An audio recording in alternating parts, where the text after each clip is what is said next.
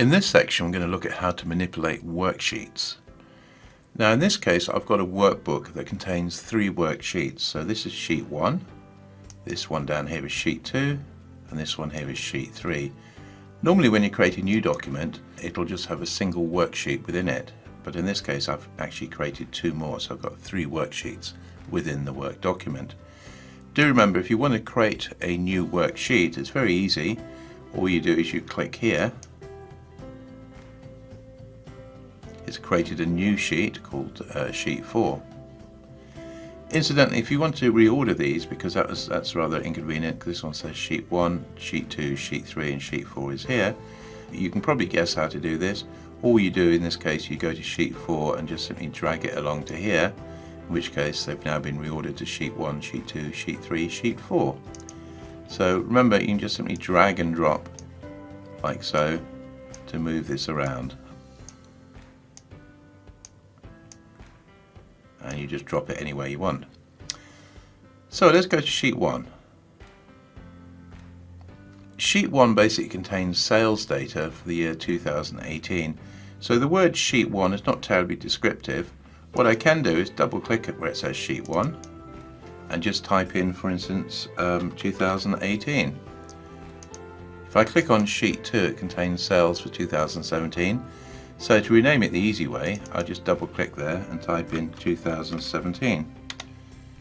This one here contains data for 2016, so I'll double click there.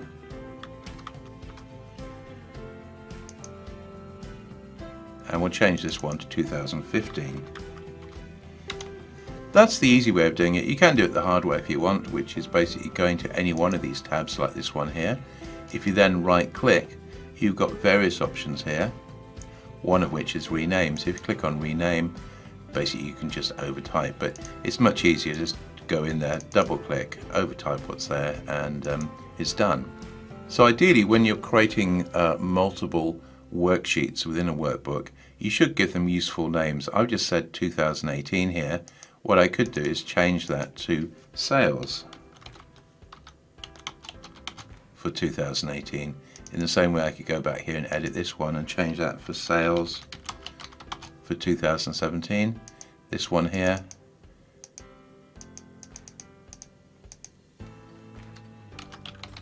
Sales for 2016. Then finally over here, if I just double click here, I can type in sales for 2015. I made a mistake with this one, notice, so I typed in 2016 twice, so you can always go and edit any mistakes like that. So now I've got sales for 2018, sales for 2017, 2016 and 2015.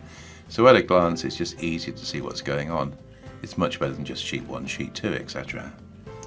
And do remember, anytime you want to insert or create a new worksheet, you just click on here, and you might have to rename it, and also you might have to drag it along so it's in sequence. In this case, I've created a worksheet called sheet 5.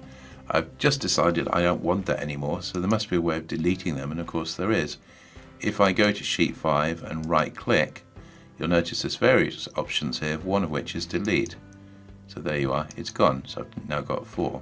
In the same way, if I wanted to get rid of sales for 2015, I'll just right click, click on delete, and now I've just got 3 sheets again. Right, if I click on the first tab again, what I can do if I want is I can copy this tab. So if I click on the tab to select it, then right click, you'll see there's various options here, one of which is move or copy. So if I click there and just move it up so we can see it a bit, we can create a copy by clicking here, click OK, and now as you can see, we've got the original here, and this one here is marked with a 2 in brackets. That's like a copy of the original. Can you see that? Again, if I decide I don't want that, then what I can do is to select it, right click, go to delete. Are you sure?